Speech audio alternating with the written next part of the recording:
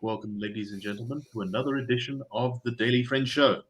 I'm your host, Nicholas Lorimer, and I'm joined today by Mr. Terence Corrigan, the wise and venerable. Terence. Hey, good. How are you? I'm pretty well, thank you. Pretty well indeed. I'm moving to slightly better accommodation tomorrow, so I'm very excited for that. I'm also joined today by the tall and bearded Mr. Gabriel Crouse. Gabriel, how are you? Very excited. It's an exciting Tuesday as autumn becomes winter. It is, and much like yesterday, it is freezing, and it looks like it's going to be freezing for the next couple of days. So we hope that we shall warm your hearts and your minds in this time of great freezing. Now, before I say something completely embarrassing, let's get on to our first story for today, and that is, well, that's us. The IRR and the Daily Friend and all that are launching a campaign called Racism is Not the Problem. So it's a provocative title. Gabriel, you've had the misfortune of being promoted to head of campaigns. So why don't you tell us about what this campaign is about and what it hopes to achieve and what the data behind it is? Yeah, so I suppose one thing that I've noticed in conversation, both socially and in the professional media, on TV, on radio, dueling it out in print media, is that if one says racism is not the problem in a particular case, the response is more often than not, so you're saying there's no problem at all. So fixated are many of our country's tastemakers on race that if race is not the problem, no problem can be identified whatsoever. That is a bad, dangerous, and actually harmful mistake. We have very serious problems. One of the topics we're going to be talking about is unemployment. But as it happens, we have surveyed demographically representative sample of South Africans. Once again, we did this in the end of 2020, and we're putting out those results. We ask people, first off, with an open question, no list provided. You just tell us what's on your mind. What's the major problem in South Africa? Most people say unemployment. The major answers are unemployment, crime, widespread corruption, housing failures, service delivery failures, education failures, health failures. 3% of people identify racism as one of the major problems. 97% find much greater problems confronting them. We ask people, have you personally experienced racism in the last 5 years? And 80% say no. So 20% say yes, which points to a problem. It's a problem if someone is abusing you on the basis of your race. But the fact that 80% of people say no, I haven't experienced anything like that in the last 5 years, is, well, I just think it's the kind of thing that's totally astonishing if you consider the daily news. I mean, one of the lead stories of the last couple of days has been that a student at Cornwall College in Irene, I should know better because I know people who've been there. She experienced something nasty 7 years ago when she was in grade 4. Someone told her that her hair was messy. Now, maybe the teacher told her that her hair was messy because she's black, or maybe the teacher told her her hair is messy because teachers protect uniform codes. I was told my hair was messy and that my shirt wasn't tucked in properly and all kinds of things. Almost on a weekly basis at school. I was grand headache to prefects and teachers alike. I'll tell you that right now, actually. I'm still the surprise of no one. I'm still sorry. And I'm still not sort of within reaching distance of a sharp enough object to cut through this surrounding cloud of madness. But that's what it is. Okay, so 7 years ago, this thing happened.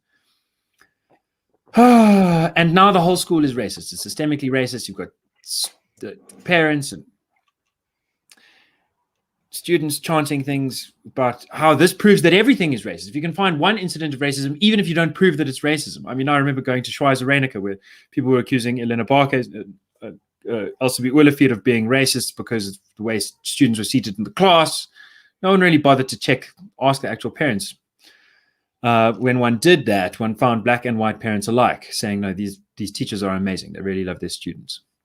And then no apology came from Panyaza Lesufi, who's, just one of the race merchants around. Anyway, so the point is, most 95% of people say they don't care what color of skin their teacher is, just as long as he or she is good at doing their job. But there is a 5% who really wants their teacher to be the same color as the child, which is an abominable idea to me, that a white person must only be taught by white people and a black person must only be taught by black people. But it is a view of 5%, and that 5% dominates the conversation. What we are trying to do is reclaim the public space. Say that our root cause analysis, coming from ultimately the best research team in the country, has been that for years, racism has not been the major problem from a policy perspective. Our research furthermore indicates that most South Africans agree. So it's about time that just becomes a plank upon which debate is built. Not for the purpose of thinking there's no problem at all, but precisely for the purpose of reaching up to our real problems, confronting them face to face, eye to eye, tackling them and bringing them down. So we have a website called racismisnottheproblem.coza. It'll be live by the time you see this or this evening. So go and check that out. We've got some resources there that are kind of fun. We've got some billboards going up. It's exciting. And I mean, really what we're trying to do is say something that's good news. It's controversial. It's surprising, but it's ultimately good news. And I think that in a country that has so much bad news, it's worth clutching onto the good news that most people are commonsensical, decent, non-racialists who really want to work together, who really see through the nonsense. Most people say that we ask, are politicians talking up racism to excuse their own failures? Most people say yes. So let's stop that talk. When there's a real case of racism, let's tackle that. It is a problem, but it's not the problem. It's not, it oughtn't to be the distracting factor that it is. We really need to grow up and be pleased with the extent to which we've already done so. So that's the campaign, I suppose. Check out the website, share it around. It's a dare. I dare you to say it out loud that racism is not the problem. Right. I agree completely that it is a wonderful piece of good news. And if there is indeed, I mean, we talk about so many things that give us pause on this show for the future of South Africa. They make us very concerned. But this I think is a very hopeful thing. And if South Africa is indeed going to rescue itself from this state that it's in currently, the poor economic situation, the poor crime situation, all these things, the fact that most South Africans are decent and want to get along with each other is, I think, one of the most important facts that will lead possibly to South Africa's success. Mr. Corrigan, sir, your thoughts? Anything to add to what Gabriel was saying? Look, I think that polling across the board pretty much confirms this. Some years ago, I wrote a paper about South African society, and I said that what we have in South Africa is more a case of social distance than animosity.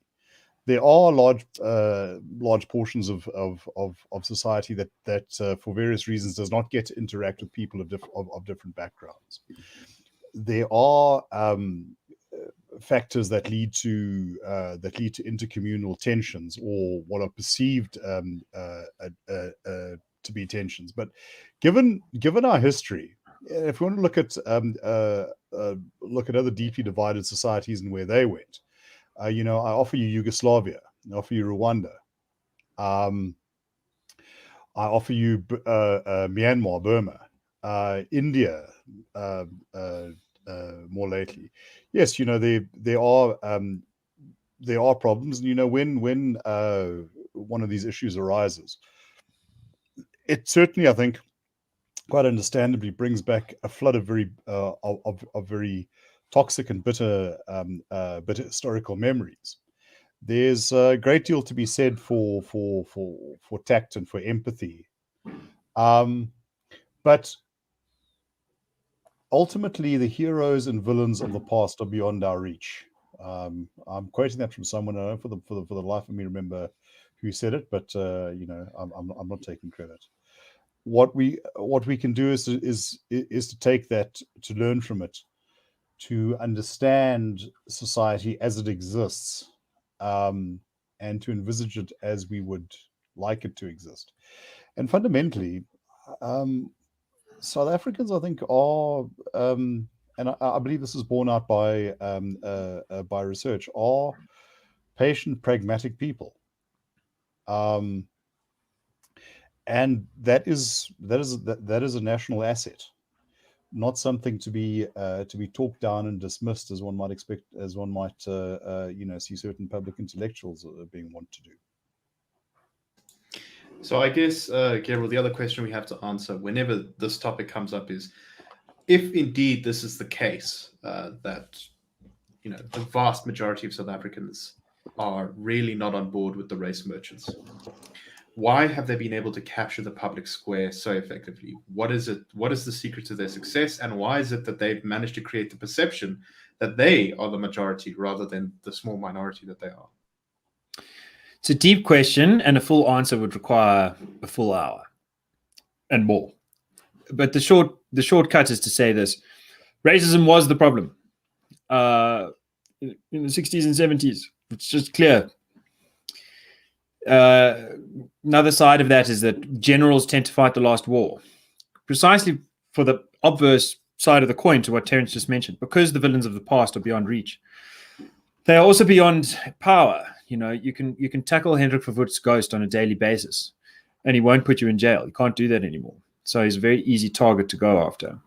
But I think the most important, so this just speaks to the momentum. There's this established idea, and you just keep on going with the established idea that racism is the problem. It's hard to change the conversation. In practice, for ordinary folk, the reason it's hard is because if they speak out, when people are hanging out and they're talking about the weather or sport or their children, the good stuff, it's very easy for everyone to chip in. When the conversation turns to politics, that vocal minority, that noisy minority, has made such a pattern and practice of abusing people who speak out on a non-racial basis. People who say, look, here's the pact. I'm not going to judge you for how you look, and you better not judge me that way either. If we're going to solve anything, it's going to have to be through a conversation on this basis. Someone who says that, implicitly says that in what they actually say, is damned as racist. And that's embarrassing. It is embarrassing to be called a racist. It's embarrassing to be called a Uncle Tom or a house N-word or worse. This kind of abuse gets doled out to black, white, Indian, colored people alike. And so I think South Africans, being very patient and pragmatic, sort of keep to themselves by and large and sit on this quiet bit of knowledge as a personal and individual thing, like something I figured out no one else really knows. And I think that's because we are dominated by a climate of fear. And part of the purpose here is to elucidate to South Africans that they do think the same as their neighbors, that you might not be able to see through the wall, but that our polling can offer you a little window into your neighbor's mind. And you will find that 8 out of 10 times, your neighbor just wants what you do. And I think that that's a key ingredient. I think when people really take it as given that when they say, look, racism is not the problem, I'm more worried about this in public and not just around the dinner table, that they are speaking to people who hear that and agree. And I think the more that happens, the more embarrassing it becomes to make the false accusation of racism. That's really what should be embarrassing. Calling anyone something that they're not, particularly calling them a criminal effectively, which is what it is to be a racist in this country. False accusations should be embarrassing. And for them to get to that stage pragmatically is going to require turning up the volume. And that's what we aim to do. Very good stuff. And it will continue to roll out over the next couple of weeks. So what's the website again, Gabriel? Racismisnottheproblem.coza. Yeah, and visit it now, visit it again. We're going to be sort of bringing weekly tasty bites. We're going to be hitting it up on the socials. So if any of you guys like Instagram and the rest, you can find us there. We might be getting involved in some exciting conversations. Awesome. Yeah. But the website's the main thing. Cool. Yeah, we look forward to seeing more coming out of the next couple of weeks about that. And we will cover those on the show, as we always do. So let us now move to, if racism is not the problem, well, I guess let's talk about what the problem is. And part of that problem is the destruction of property rights. Now, we talked on Friday about comments that Finance Minister Tito Mboweni had made with regards to expropriation without compensation. But there's some further developments. There's been a lot of reporting in the media now that the EFF and the ANC are fighting not over whether to do expropriation without compensation. Remember that in the terms of a constitutional amendment, the ANC doesn't have enough votes by itself, and that's why it does need the EFF on board with it to support it. They're fighting, as far as I can tell, about how explicit to make the state's power over property in the constitutional amendment. Terence, what's going on? What's the story here, and what should we take away from it? Okay, we've been warning for the past decade that that at least one of the end games of this is that the government would like to hold land along the model of the way it holds water and mineral rights. In other words, what they call state custodianship. Now, there's sort of some hair-splitting differences, but think about this broadly as nationalization. In other words, private property and land would not be possible. Now, this has been the EFF's open and stated intention. With the ANC, it's been somewhat more difficult, somewhat more ambiguous over the years. There certainly have been voices in the ANC that have been vocally demanding it, but not everyone. In fact, just over the last week or so, President Ramaphosa handed out some title deeds at Tafelkop in Limpopo and was waxing lyrical about the wonders of title, and these people own their land, which they've been trying to get for 20 years. Well, it turns out that after some deliberation between the ANC and the EFF, the ANC now appears to want to proceed down the custodial or nationalization path. The EFF wanted the constitution to explicitly vest all land in the custodianship of the state. The ANC's proposal is that the constitution must specify that a law must be passed in order to effectively extend state custodianship over land. One's not really sure what the distinction is, apart from adding an extra step. We've been saying for some time, watch out for something like this happening. This has been recommended in official documents like the land audit. This has been enunciated by senior officials in government, including at that hive of socialist central planning, the World Economic Forum in Davos, where a senior official of the Department of Rural Development and Land Reform said that the constitution will be amended to vest land in the people of South Africa. It's, as I say, it's been coming up in ANC rhetoric. And we've said that watch out for the constitutional amendment, for the expropriation bill that draws this distinction between nationalization, which would require some sort of compensation, and its kissing cousin custodianship, which does the same deprivation but doesn't require compensation, and for a possible land law coming down the line. And I think basically this is now what is unambiguously on the table. The feedback that we've received from the commercial world is that they are quite stunned that it's come to this. They really can't understand it. This will be devastating for business. Can't Cyril see it? This is a warning that we have been issuing. In fact, just a couple of weeks ago, I had a spat with a very prominent member of the research community in the Business Day, who was calling me an alarm. I forget the exact term, but effectively an alarmist.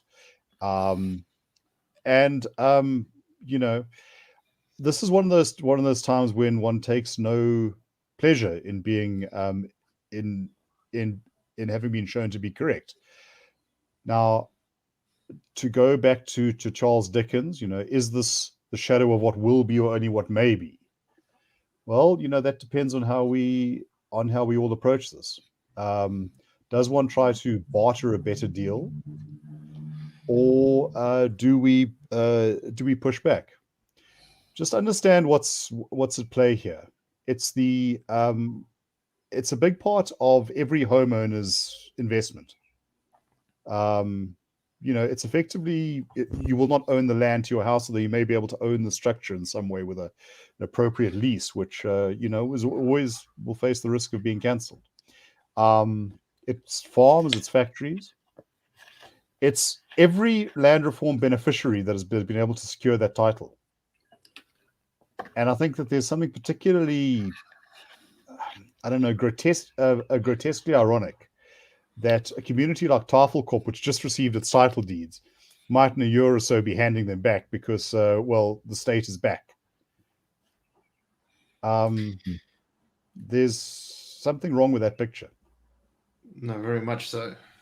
If you've ever listened to the ANC speak in Parliament, you'll know that regardless of the topic, they will always take the opportunity to mention the 1913 Land Act.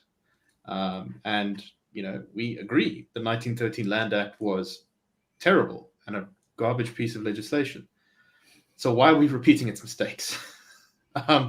Gabriel, what do you make of this? Why is there this sort of public conflict between the ANC and the EFF over this point? Because they seem very broadly aligned.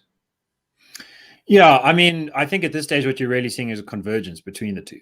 The differences in the language are becoming narrower and narrower and less meaningful. And it does seem, I think you laid it out in the start, they need each other to get the 2/3 majority to make the amendment. So this is just realpolitik playing out. I think a lot of people, this point that Terence raises of the IRR warning about this for years in advance, it's telling, and I think another bit of, so it's to say it's not surprising. There's a pattern in practice here. The other thing that's not surprising is you just look at recent history. We were promised reform, and most people, I think, who switch onto the mainstream media think reform means something like, well, you've got to change the personnel. You've got to get rid of one or two bad apples. But really, the reform that matters most is policy, because that creates the incentive structure that people respond to, and it can make good people bad and can make bad people act well just to kind of stay in line. A good policy really can do that. The policies that we've seen in the last couple of months alone have been atrocious. I mean, in the lockdown, we had the lunacy of trying to cancel e-commerce, of open-toed shoes being banned, of cigarettes being banned. More recently, we have the post office moving to monopolize, courier services. We've got renewed attempts to save the glory project of SAA. We've got policy to ban the use of guns for self-defense or the ownership of guns for the purpose of self-defense. These are all policies that most South Africans firmly stand against. And I think, let me rephrase that most South Africans don't want. Are we firmly standing against them? I don't know that we are. I think, again, there's this thing of the splintering, the kind of isolation where people sit alone at home or just between their friends and they say, this is a very, very terrible idea. But when it comes to public participation, I mean, we've seen hundreds of thousands of signatures funneled through the Institute of Race Relations to stop the bill, to stop the EWC bill. And we've seen already 15,000 or more signatures to stop the gun bill. That being said, there are many millions more who don't want this and are either so distracted by fake problems or by the very real and immediate concerns that they have in terms of sort of putting dinner on the table, that we aren't at this stage mounting the kind of pushback that we need to in order to avert lunacy from becoming policy. So I think that it's a very good time to just listen to people who've been watching this and been reading very closely, like Terence, like Anthea Jeffrey, and who we can learn from, and that we better learn from if we're going to actually stand together. Terence, final thoughts on this? Look, I think that if anything positive can come out of this, it's that that wave of reform is not coming, at least not in any pro market, pro growth sense. In fact, something that I have saved for posterity is a piece in the Daily Maverick lights, camera reform. Another rave review of the ever imminent moment when our president will reveal his hand. Now that appeared sort of mere hours away from when the ANC decided that it's going to come and confiscate all land. We need to get serious about this. I would just like to bolt something onto what Gabriel said. I think what we're seeing here in the wake of the COVID disruption is a highly ideological government going for broke. It wants to push through as much as it can. It wants to maximize its reach. It wants to expand its discretion, and it believes that this is a once-in-a-generation opportunity to do all that while society is so demoralized and disorganized that they won't be able to push back, and certainly not push back against everything. One final thought. I saw Professor Ruth Hall, who's an energetic critic of ours,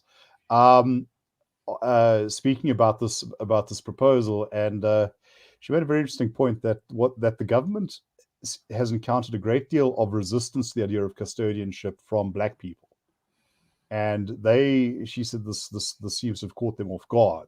I don't know why it would have, because Black people in South Africa have historically lived under the tender mercies of the state with regard to any fixed property they might have had access to.